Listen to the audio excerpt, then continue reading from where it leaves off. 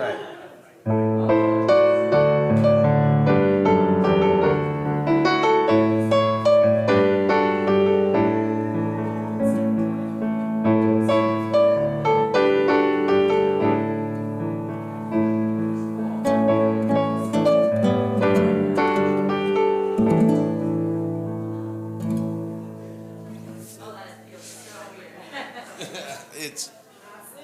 We're rebels around here. Have you done Siamba with us before? Which one? Siamba? I always say Siamba ukulele. Siamba ukulele.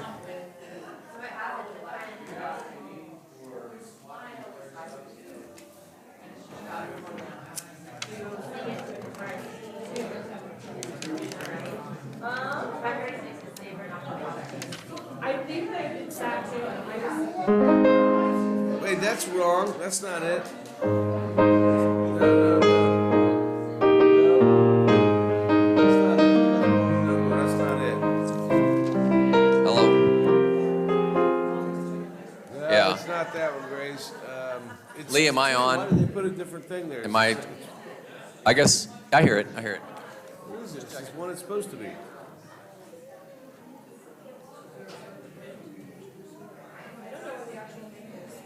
It's 526.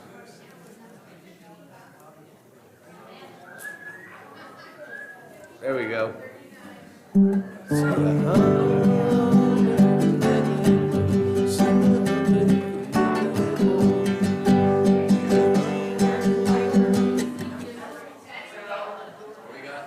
Siamba.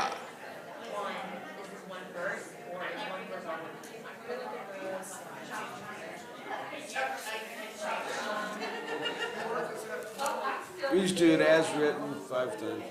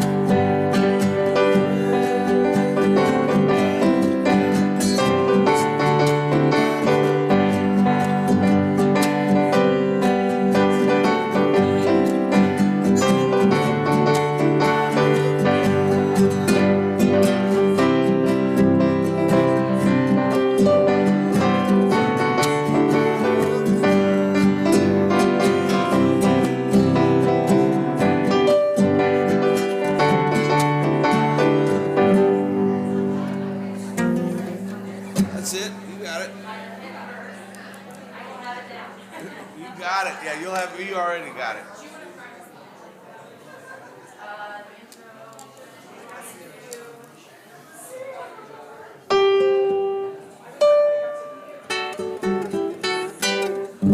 Even just that is enough for him.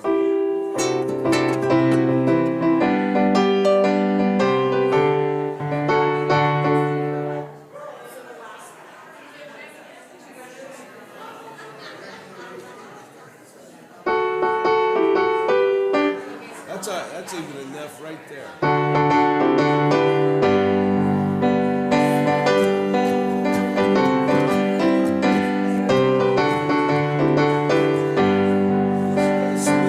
Swing it. There you go.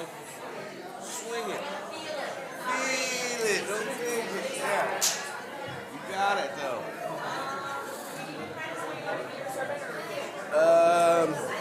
What is that? Is that a normal?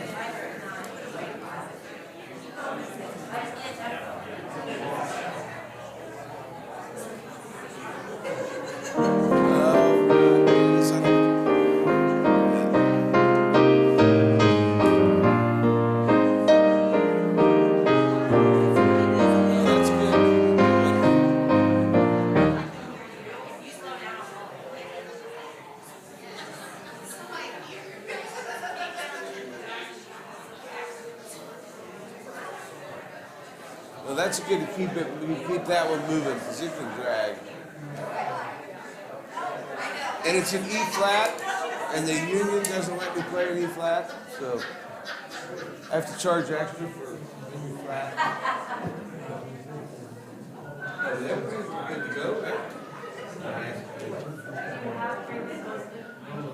Hey, does that work good? Yeah, so it's 27 if you want to.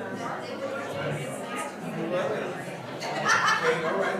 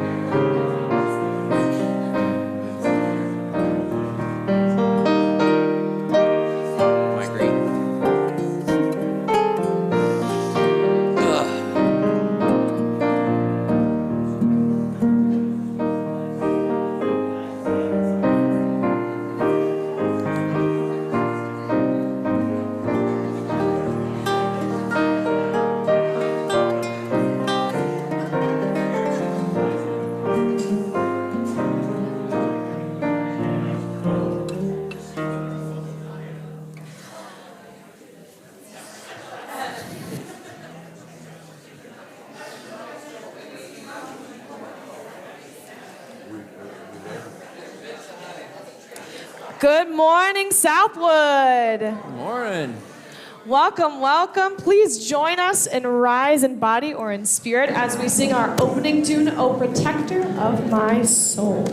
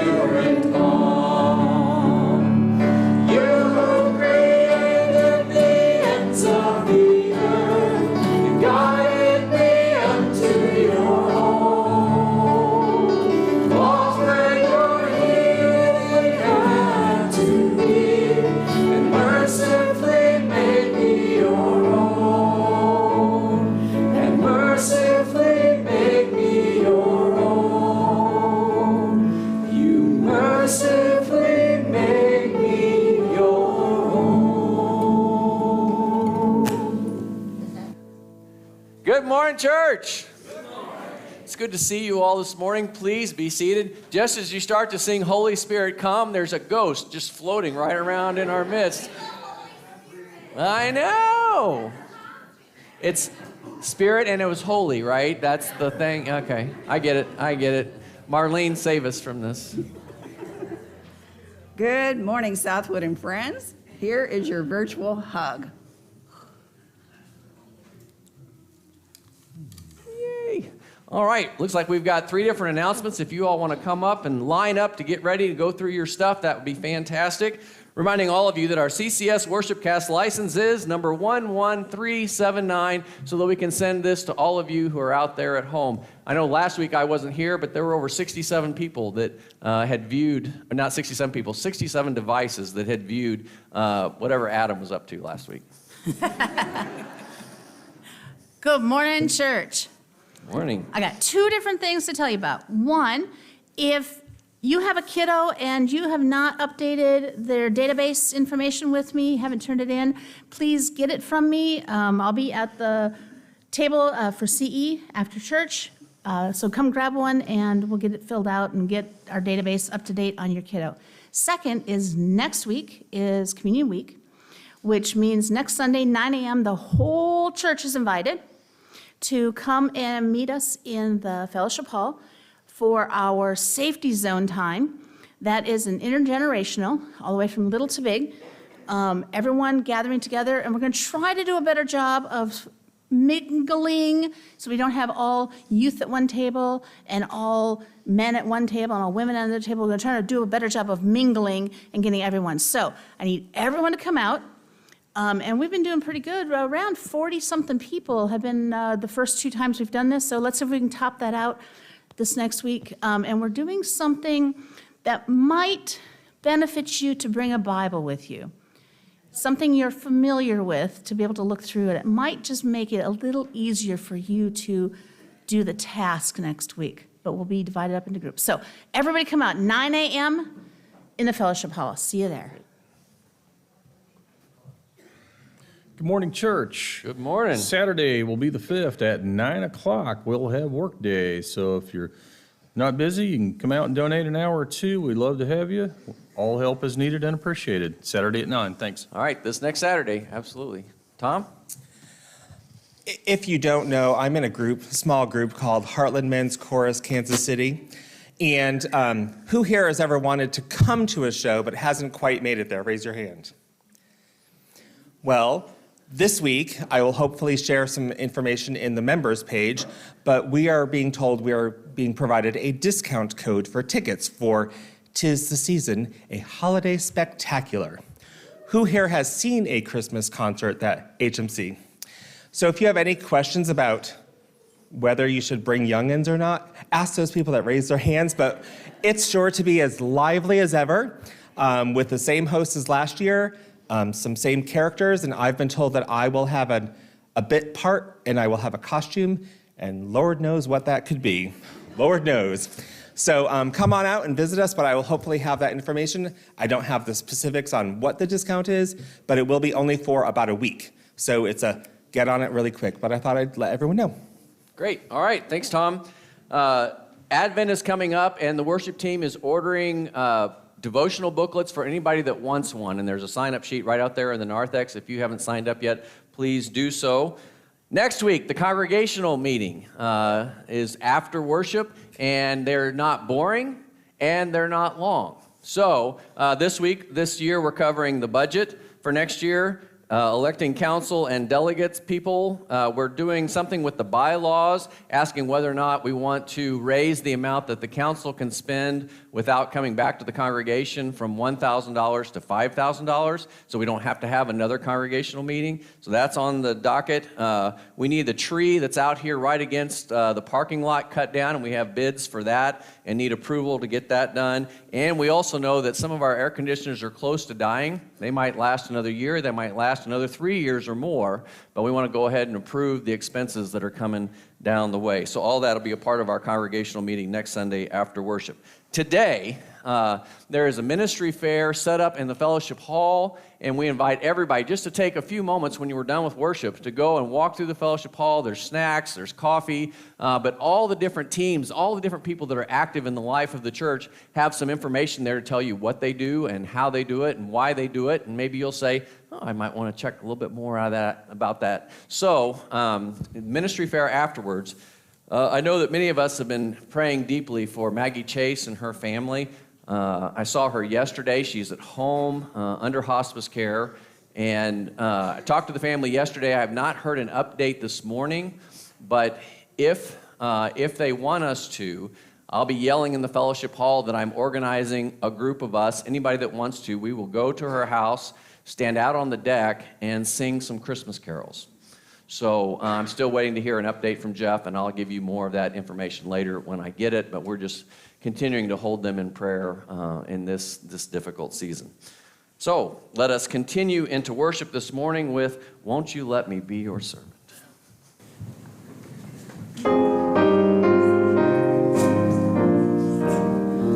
Won't you let me be your servant, let me be as Christ to you. Pray that I may have the grace to let you be my servant too. We are pilgrims on a journey, we are travelers on the road. We are here to help each other go the mile and bear the load. I will hold the Christ light for you in the shadow of your fear. I will hold my hand out to you, speak the peace you long to hear. I will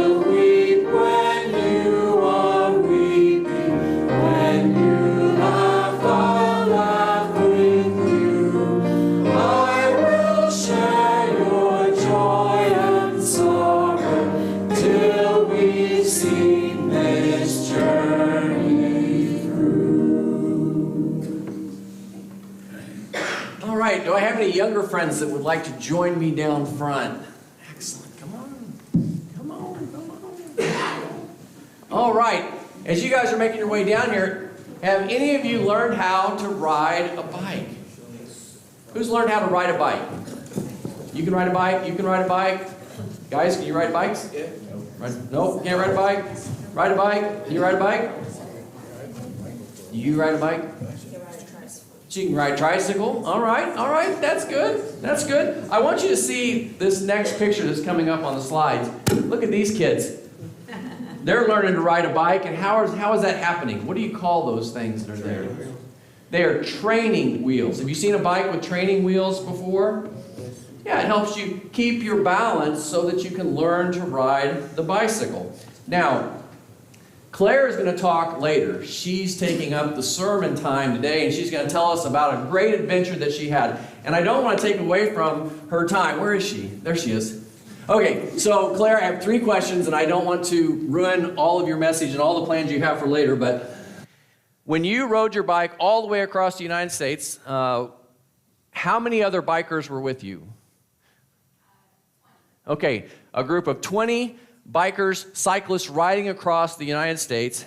And approximately how many miles did you ride? As a group, collectively, we did 4,100 miles. 4,100 miles. That's a long, long way.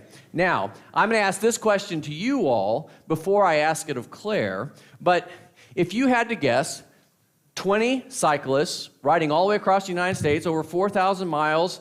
How many of those cyclists do you think had training wheels on their bike? All of them? You want to change your answer? What do you think now? None of them. Out of the 20. Anybody? You think any of them had training wheels? Well, let's check with Claire. How many had training wheels on their bike? None of them. No, because you use the training wheels to learn to ride the bike, and then you go out and ride, and you don't have to have the training wheels anymore because you're not scared that you're going to fall over. How about this question? This is for you guys.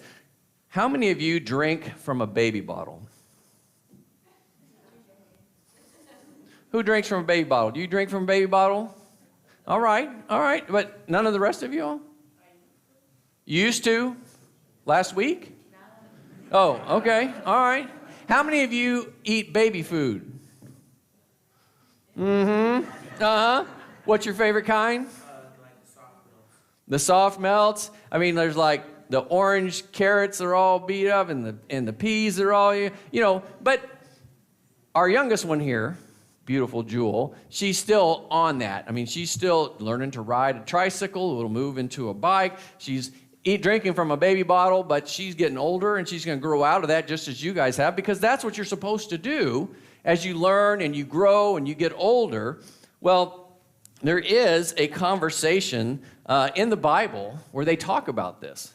Paul in 1 Corinthians says, I fed you with milk, because they were just beginning church. I fed you with milk, not solid food, for you were not ready for solid food. But even now, you still are not ready. And at that point, Paul's a little disappointed.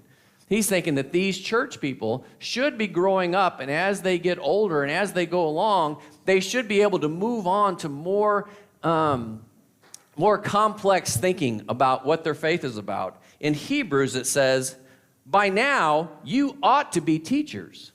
You ought to be teachers that are sharing with other people, but you still need someone to teach you again the basics about God.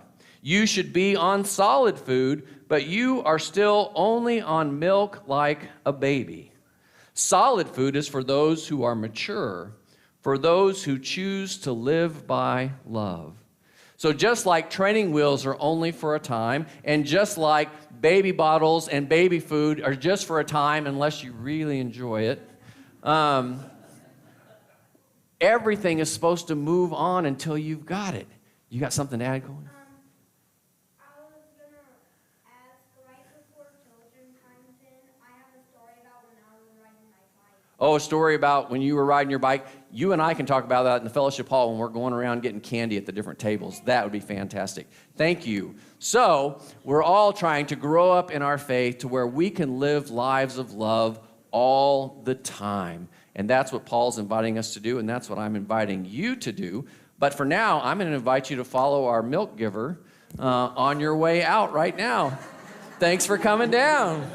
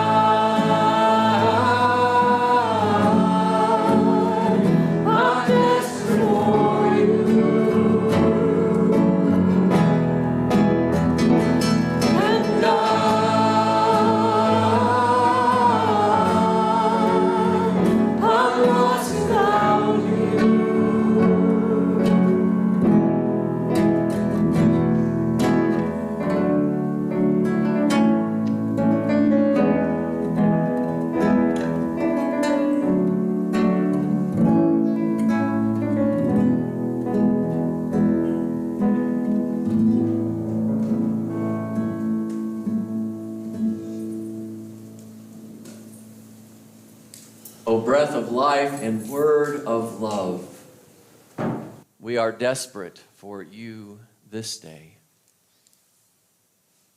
As on our prayer list, we have a saint of the church at 89 years old, still mentally with it, and yet her body is giving out. We are desperate for you, O God. As on our prayer list, we have a 12-year-old with tumors throughout her body, given 1 to 2 months to live. We are desperate for you, O God. Be with us in each and every breath we take this day. Help us to find the courage to respond in these moments as a people of hope, as a people who don't give up, but take up our bike and ride across and build homes for those who are homeless. Give us the courage to continue to be and become the church you're calling us to be, with so many different ministries and ways to be involved. In response to our desperation, may we find the strength to continue to move forward and proclaim, even against all odds, that indeed love wins. As you bring us in this day, we bring together in our hearts and our minds the joys and concerns, beginning with those on our prayer list. We pray for Maggie Chase and her family in these moments. For Barb Carell and her family as they gather in St. Louis for the memorial of her mother. For Shirley Gillette's sister. For young Avery and all of her family. For Kimberly's friend, Pastor Chris Patterson, and his wife, Judy. For Tiffany's 18-year-old niece. For Heather Gott's boyfriend's Ryan's father who had a heart attack. For Lee Waters' father. For Ron and Connie during his chemo treatments. And for Connie's son, Shannon. For Jermaine and Toby, both awaiting surgery. For Michael B.'s friend, James, Michelle's mom, Karen's sister, Vicky. For Dana and her own health struggles, as well as her mother, Punky. And we offer a prayer for Dale's brother, John, whose life also seems to be winding down. Do we have prayers from the YouTube chat this morning? This morning, we echo your prayers for all those dealing with cancer and those who love and support them.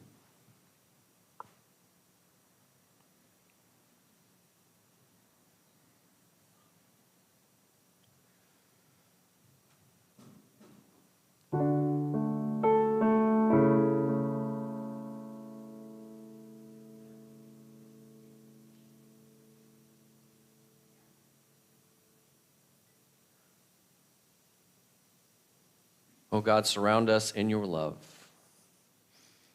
and may the music and each breath soothe us deeply, even in the midst of our desperation. In Jesus' name, amen.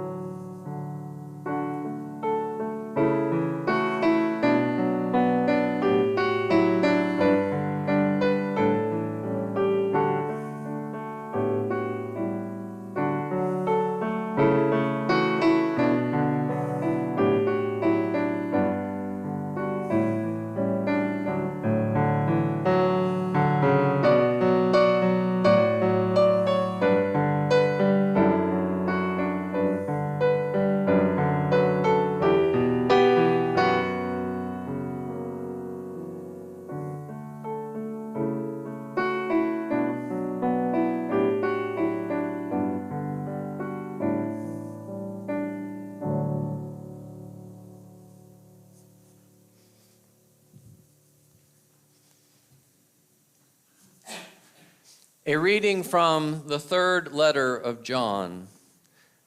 Beloved, I pray that all may go well with you, and that you may be in good health, just as it is well with your soul.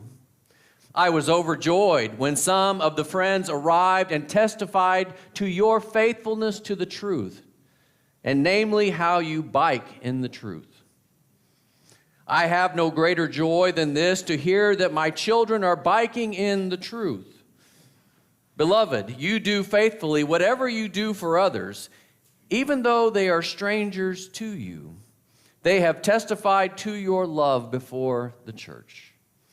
You will do well to send them on in a manner worthy of God, for they began their journey for the sake of Christ. Therefore, we ought to support such people so that we may become co-workers with the truth. Everyone has testified favorably about Claire Davis, and so has the truth itself. And we also testify for her, and you know that our testimony is true. Claire?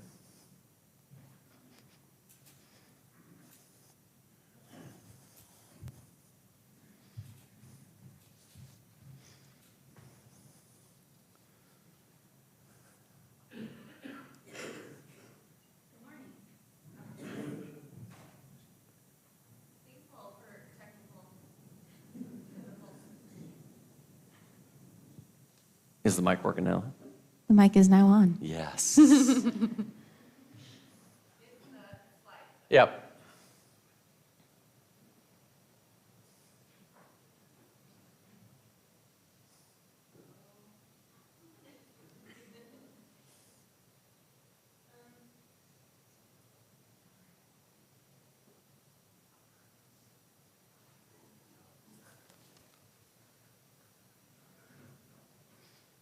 We did practice this, but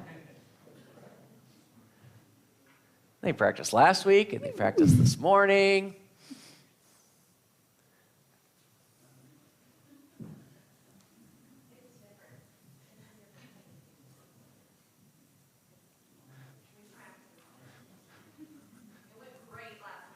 Mm-hmm.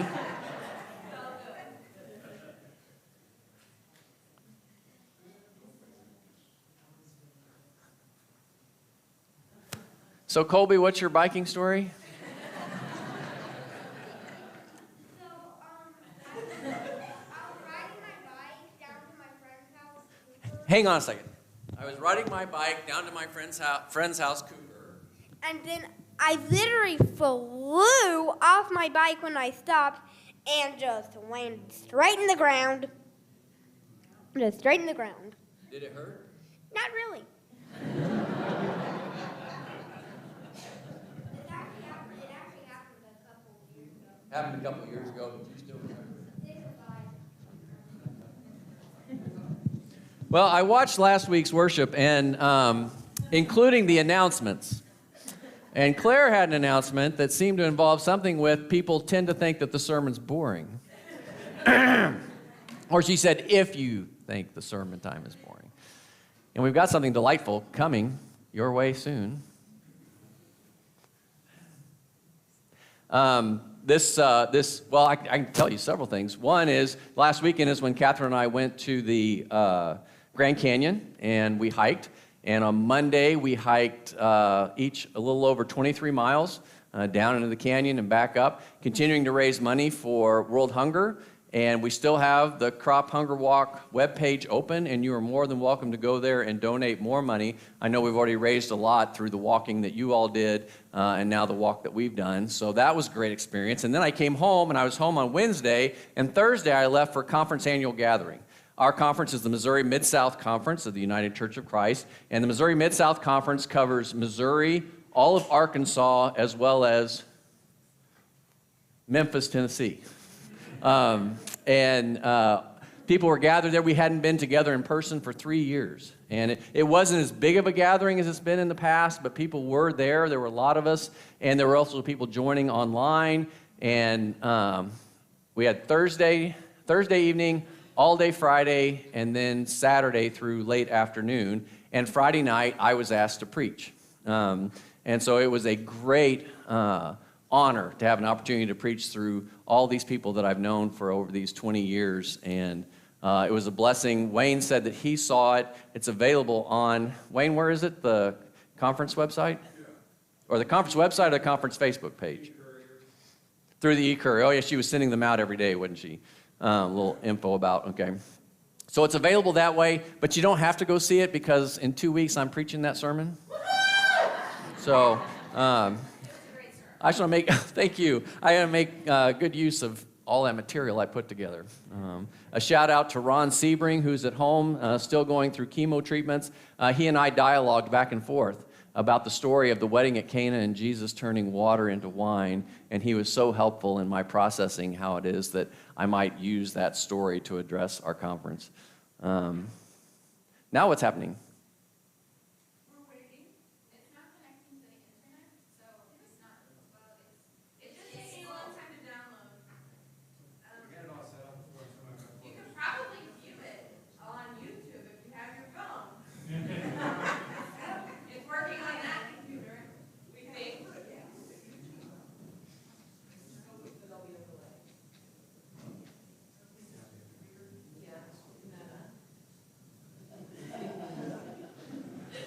I don't have anything else to say. Do you have any dances? Any dances? No, I think my calves still hurt from walking in the canyon. Oh, yeah, let's let Mac talk.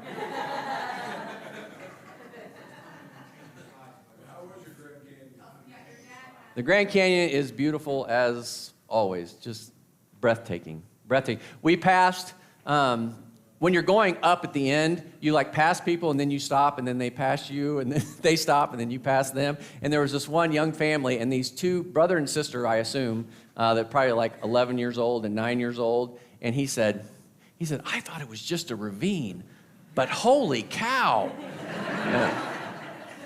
I thought that was a good expression. All right, you gonna do a little something, something? Okay.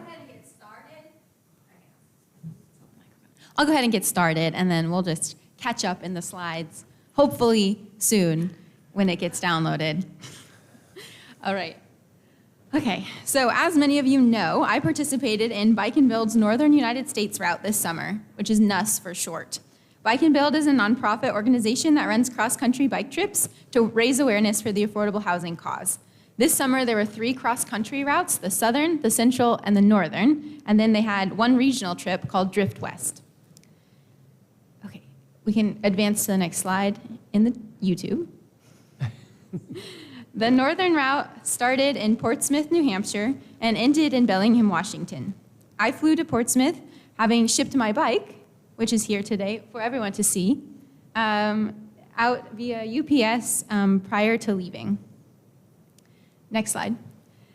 In order to participate, there were many pre-trip requirements, including training. I had to ride at least 500 miles, 1 rain ride, 1 ride 65 miles or more, 1 group ride, and 1 hilly ride.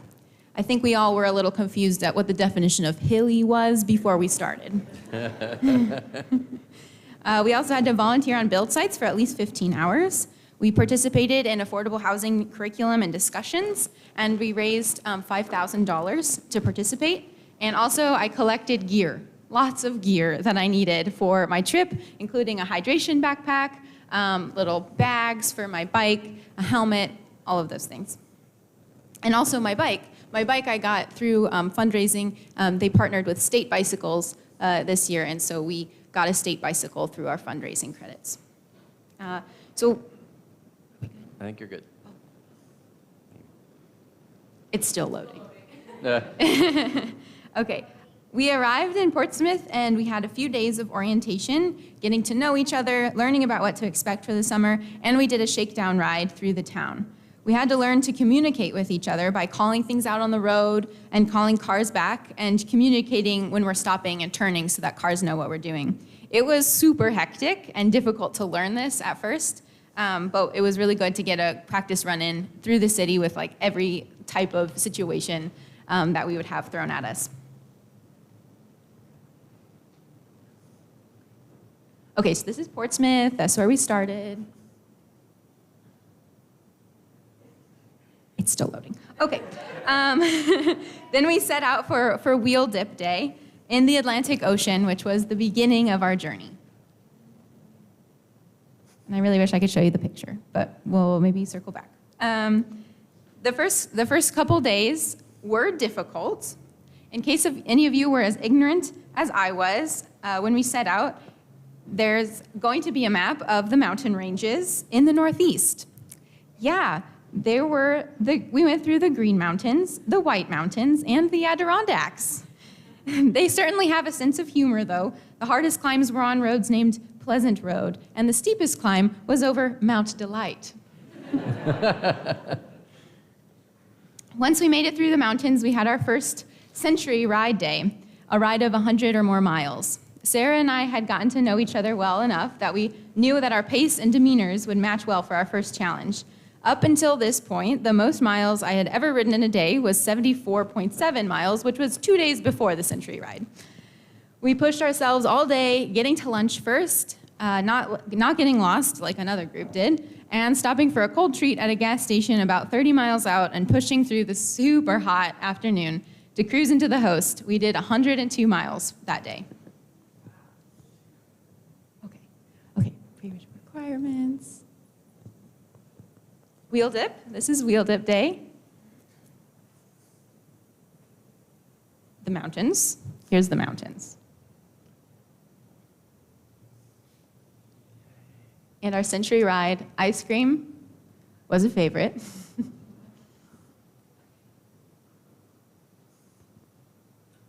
We're still loading. All right, since we biked every day of the summer, we took safety very seriously. Each of us was required to wear a safety triangle, which is on my backpack here, a little slap band on our ankle as another high-vis point.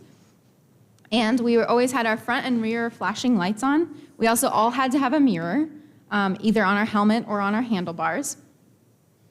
And we got really good at communicating by calling out road hazards to each other and communicating when there's a car back or when we needed to merge. There's 2 support vehicles as well that we could call at any time for any reason. Part of my personal safety regimen as well was always wearing my sun sleeves every day because I'm very fair and burn easily. But I succeeded in never getting a sunburn. As drivers, the 2 biggest things that you can do to help keep us as cyclists safe on the road is to not drive distracted and make sure that you always pass a cyclist with at least 3 feet of space when you're going around them. If that means hanging back for a little bit because it's only a 2-lane road, then that means going really slow behind them for a second. I promise 30 seconds isn't gonna make that big of a difference on your arrival time. Oh yeah, okay, so here's a picture of our lights, my ankle bracelet, and then the safety triangle, and then my sun sleeves. I wore sun sleeves on my arms and on my legs because I don't like putting sunscreen on. Great, okay. Our day in Rochester was an affordable housing day, which was which was organized by one of the leaders and a community member. We started with a panel discussion, then toured the city by bike, learning about city routes, and ended with exploring an exhibit about redlining put together by local teens. City Roots is a community land trust that is in Rochester, and this idea was one of my favorites that we learned about this summer. A community land trust is a nonprofit corporation that holds land on behalf of a place-based community while serving as the long-term steward for affordable housing, community gardens, civic buildings, commercial spaces, and other community assets on behalf of a community. They also help keep housing permanently affordable. Since they own the land the house sits on, the cost of the house isn't as high as typical market prices. City Roots works to establish and promote permanent affordability, development without displacement, and community wealth building in Rochester, New York. After Rochester, we made it to Niagara Falls. It was the first big landmark that we biked to and the first time I'd seen the falls. We did the walkway down around the falls, which was super fun. Even better was biking out of Niagara that morning because we biked right past the falls and there was nobody there at 6 a.m. in the morning, but we saw the falls with the sunrise hitting the mist coming off the falls, making rainbows. It was really beautiful.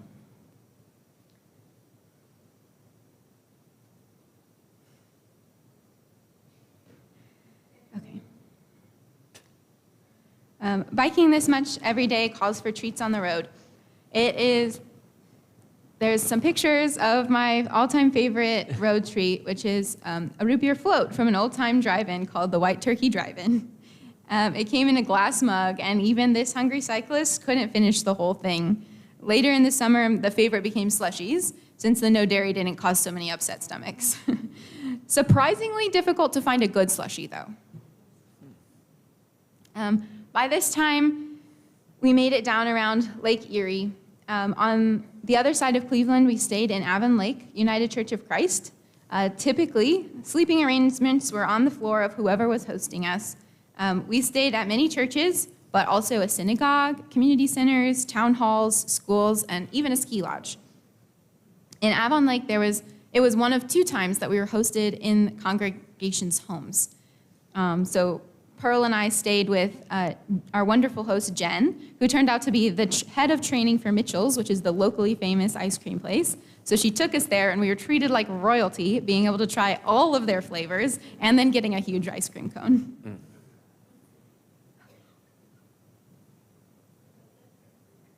Let's try. Oh.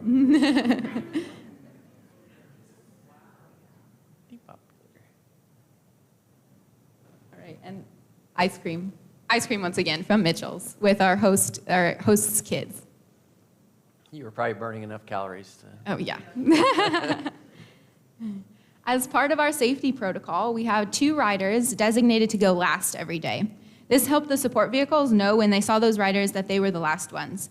These riders also were able to help with anything that may go wrong, like with a mechanical issue, or also help with the medical kit that they carried. It's a bit of a chore for the riders since they have to wait for everyone to leave and they have to go last. So as a perk, Sweep designs a sweep challenge for the group to participate in. They started off pretty mellow, draw the best dog cartoon in chalk. When we hit the Michigan border is where things got a little weird. The challenge was to collect any roadkill as a sacrifice to Sweep. I had a plastic baggie, so I was feeling very confident that I would be able to win this challenge. All day, I kept my eyes out for a good specimen. There were no shortage of options. And I saw this squirrel that was still fairly fresh. I scooped it up and bagged it just as the lunch truck came by. Perfect, I'll stow it away. That request was denied due to health concerns, so I strapped it on my back. Oh, jeez. Needless to say, I was the only one to contribute roadkill, and I did win this challenge.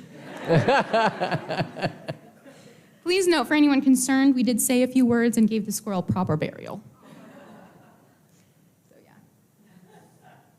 yeah. There's my squirrel.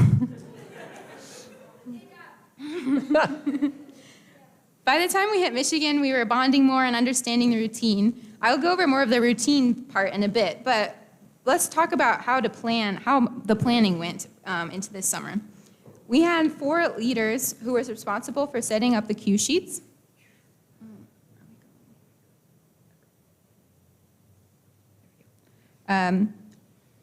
Which were the turn-by-turn directions that we had on paper.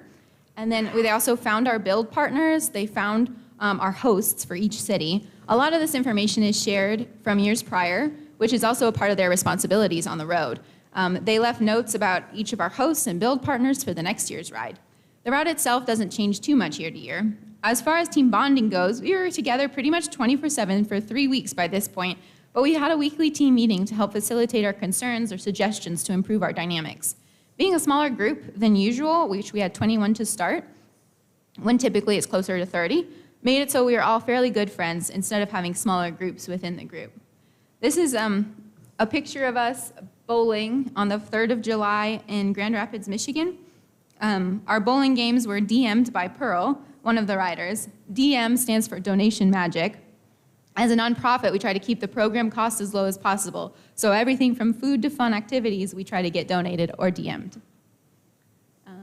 There's also me changing a tire, and state sign pictures were always a very popular event. And this is one of our leaders and Kelly, one of the riders on one of our build days. Biking into Chicago was pretty incredible. It also took forever to get there since we saw the city so early on. For me, it was really neat because it was like the one place all summer that I was familiar with, and knowing that I had biked from the Atlantic Ocean all the way to Chicago and took a picture with the bean was awesome.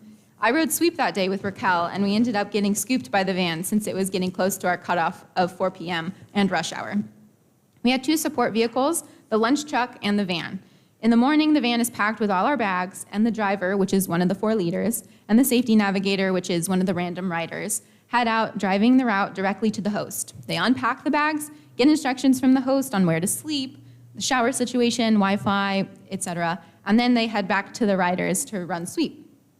The lunch truck waits to leave very last from the host, even after the sweep riders, and does one last look to make sure nothing is forgotten.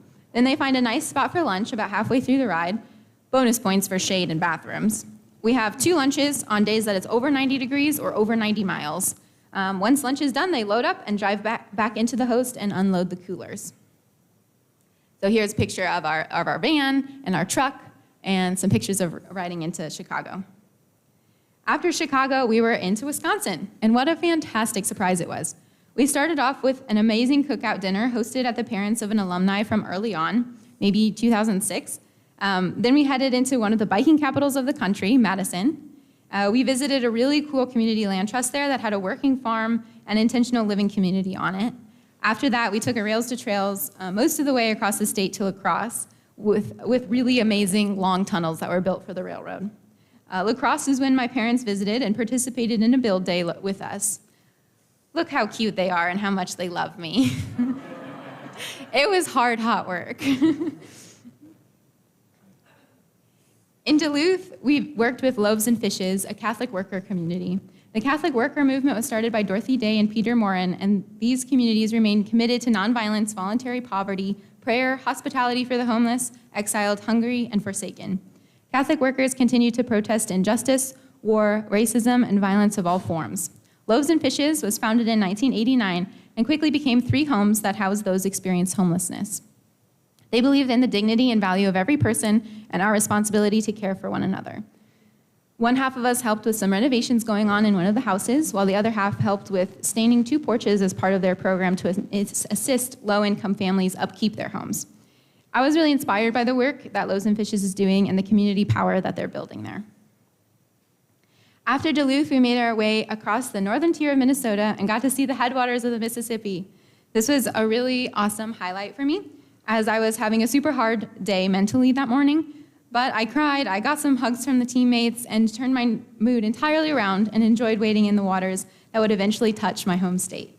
I even managed to make it all the way through the day after 73 miles turned into a 90-miler because a highway was closed. Oh, God. Yeah. North Dakota was an interesting place, and I loved seeing Teddy Roosevelt National Park, but I'm not sure I'll be rushing back anytime soon. We said goodbye to 2 teammates in Fargo, Sarah, who had school starting, and Lindsay, who had just finished AmeriCorps, and went straight into Bike and Build and just needed some time to recuperate. In the first week, Ernie had broke his collarbone in New York and had to go home, and Liz also left us in Bismarck, so by the time we crossed into Montana, there was 17 of us. As we got into the West, fewer cues each day meant sweep challenges increased in creativity and participation. This example is a challenge designed by me, the Tableau Challenge, which was a series of pictures depicting some sort of storyline. This one is the story of me picking up my squirrel.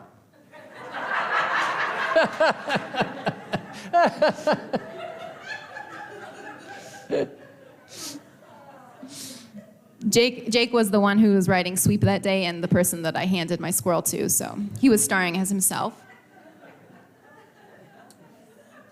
Note that she did use a peach pit in her eyeball to say that she was dead. Okay.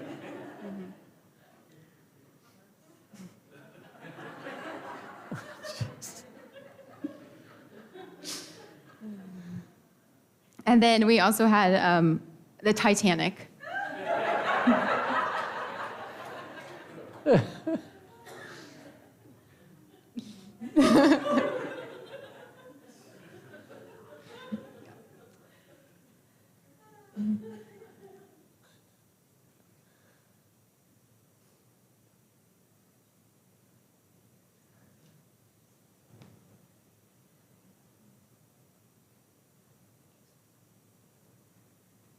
And then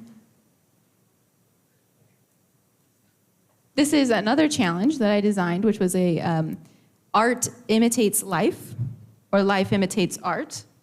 So you had to pick a painting and then try to recreate that painting.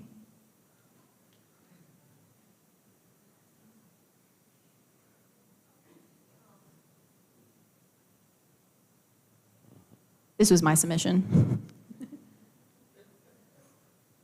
And then we have, you know the painting, Girl with a Pearl Earring. So we have a girl with a pearl earring. Her name is Pearl. And then we have Pearl with a girl earring.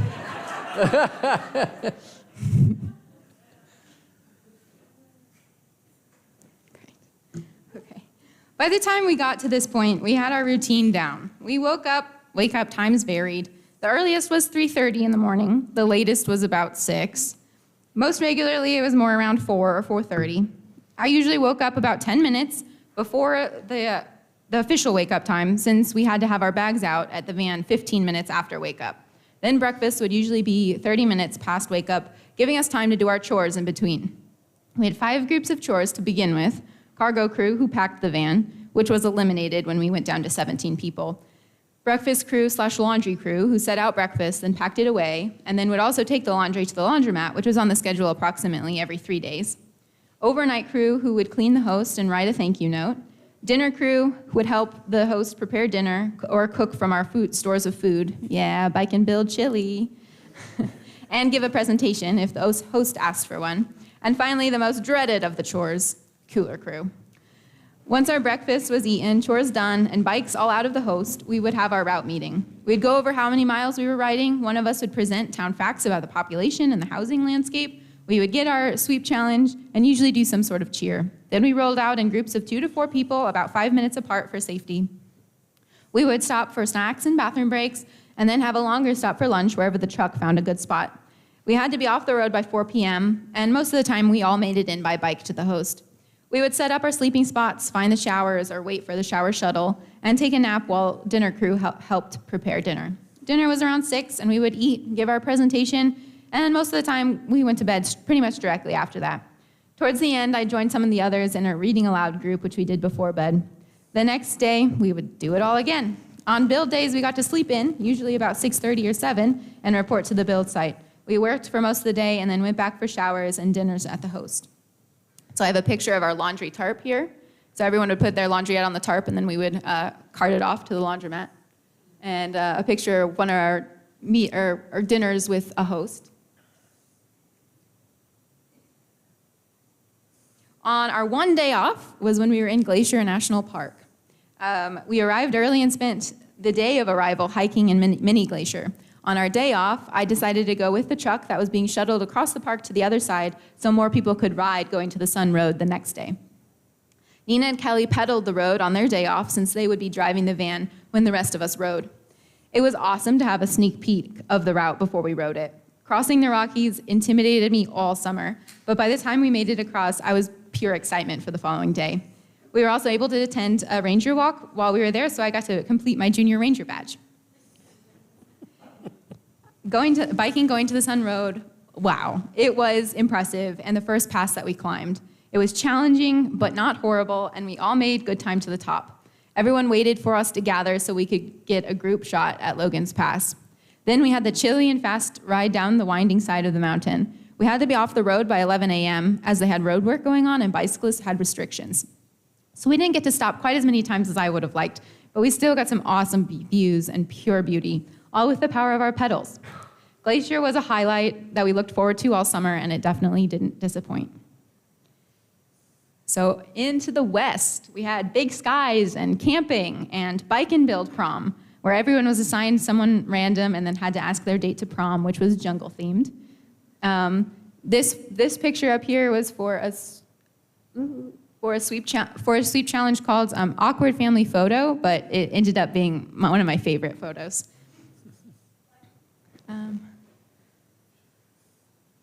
And then we had the Idaho state sign. That was probably the 3rd or 4th state that we crossed into that didn't have a sign at the border, so we chalked one. When we hit Washington, the climb a pass per day began, and it started with the hardest one. Luckily, we had a warning, which helps me mentally prepare. It was a 102-mile day in which we climbed 6,946 feet, 4,000 of which was up to Sherman Pass, which began around mile 70 of the day. Oh, God. It was the hardest ride ever, hands down, but it felt amazing to make it to the top.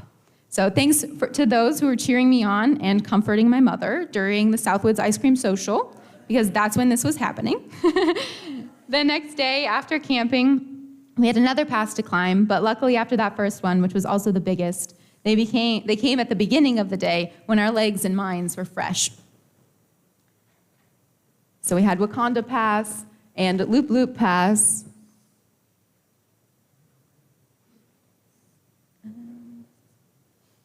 And then Washington Pass was our last one, which was on like the south side of the Cascades, and it was beautiful, of Cascade National Park. It was beautiful.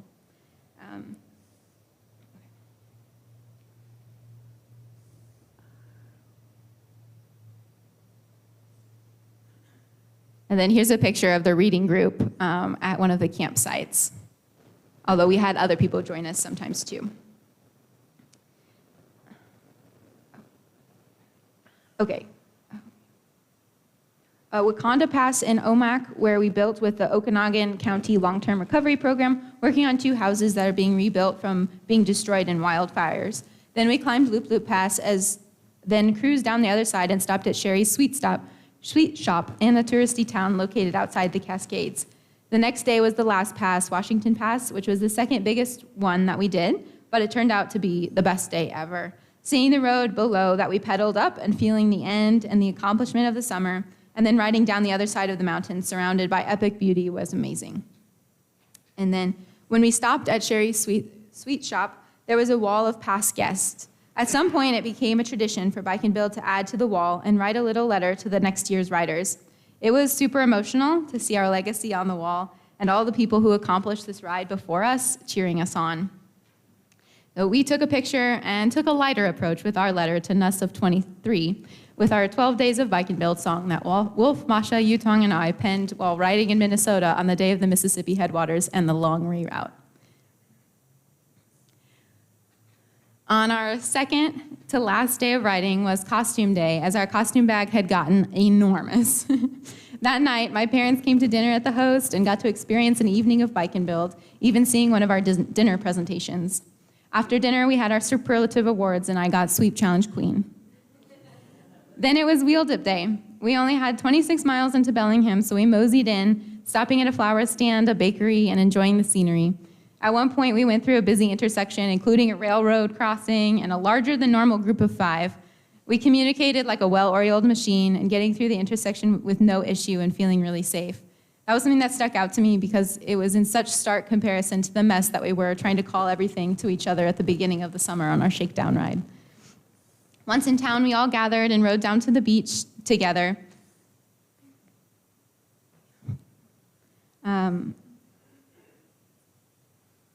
Where our parents and friends and family were waiting to greet us. We ran into the ocean after doing one of our chants and then lined up to dip our wheels into the Pacific Ocean.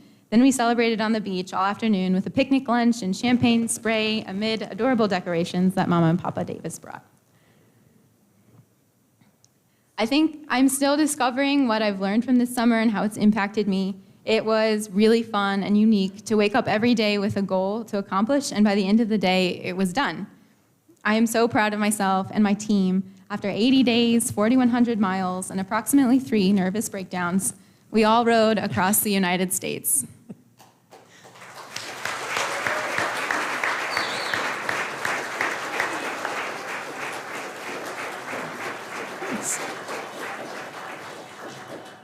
I might be able to take 1 or 2 questions if anyone has anything that I didn't cover. It was hard to pare down 80 days of an experience into a little 20-minute talk, but. Are you going to publish this in any kind of book form?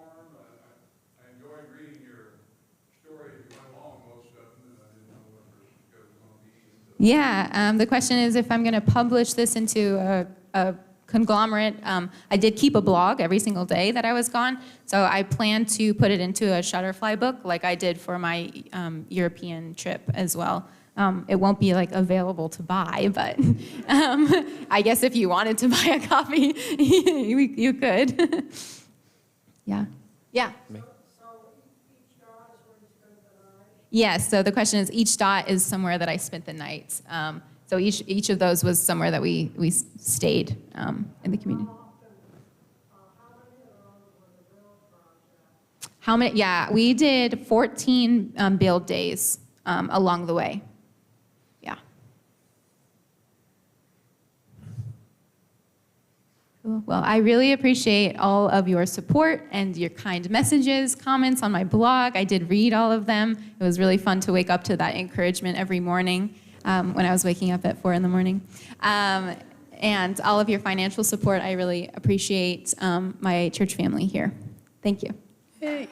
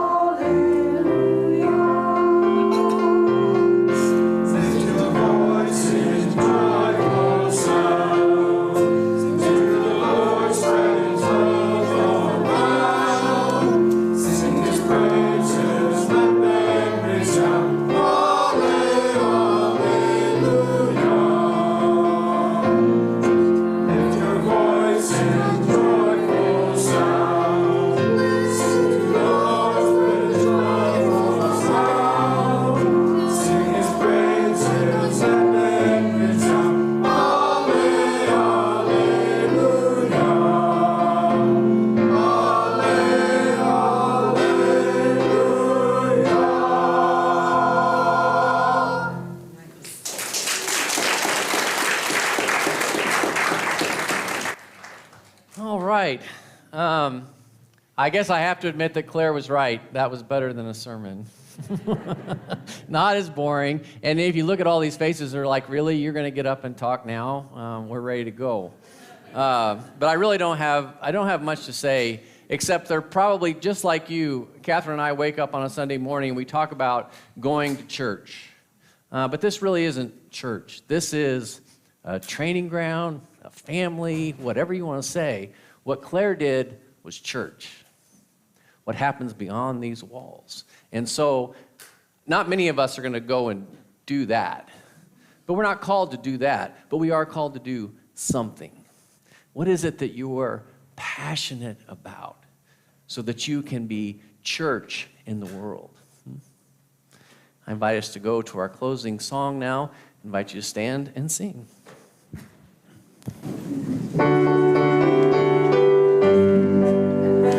We are abiding in the light of God. We are abiding in the light of God. We are abiding in the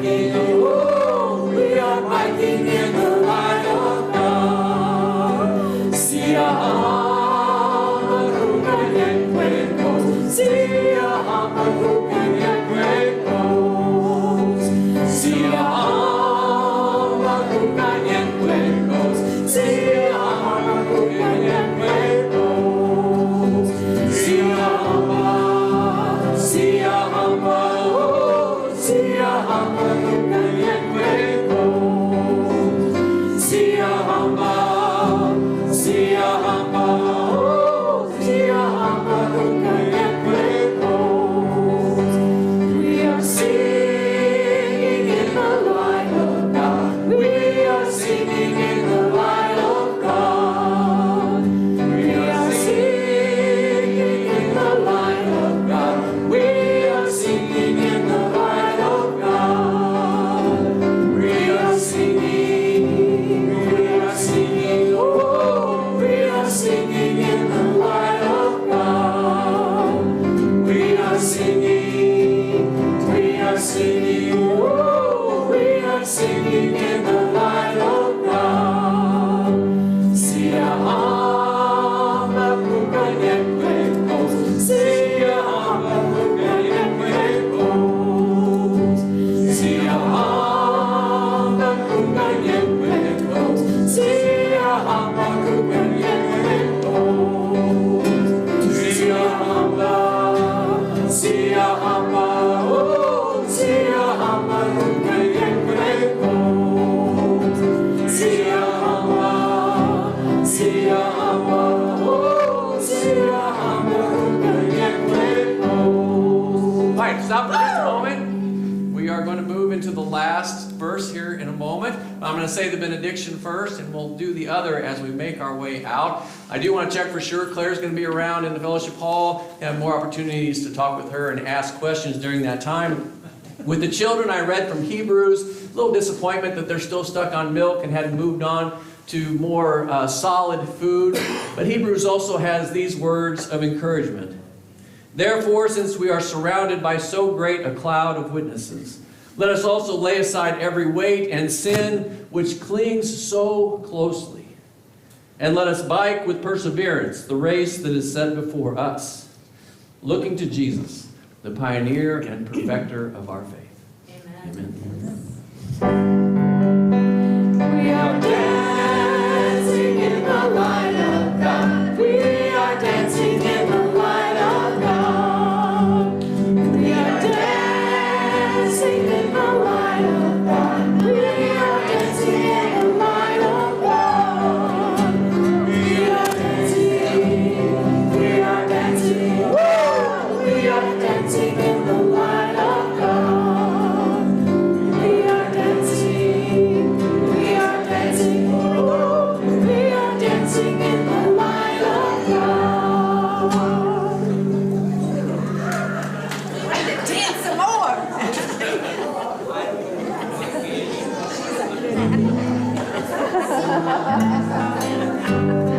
I like that. I did. Yeah, we did that day.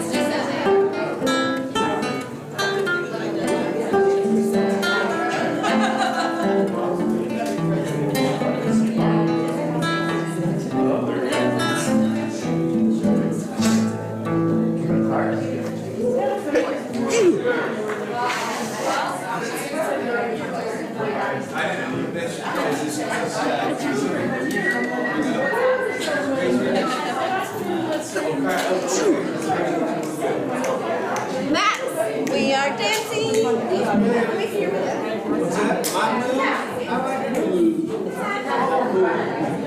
How about next week?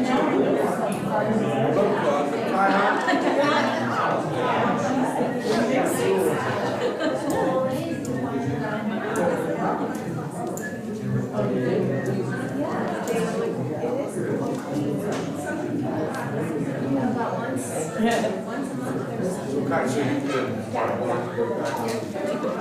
you can,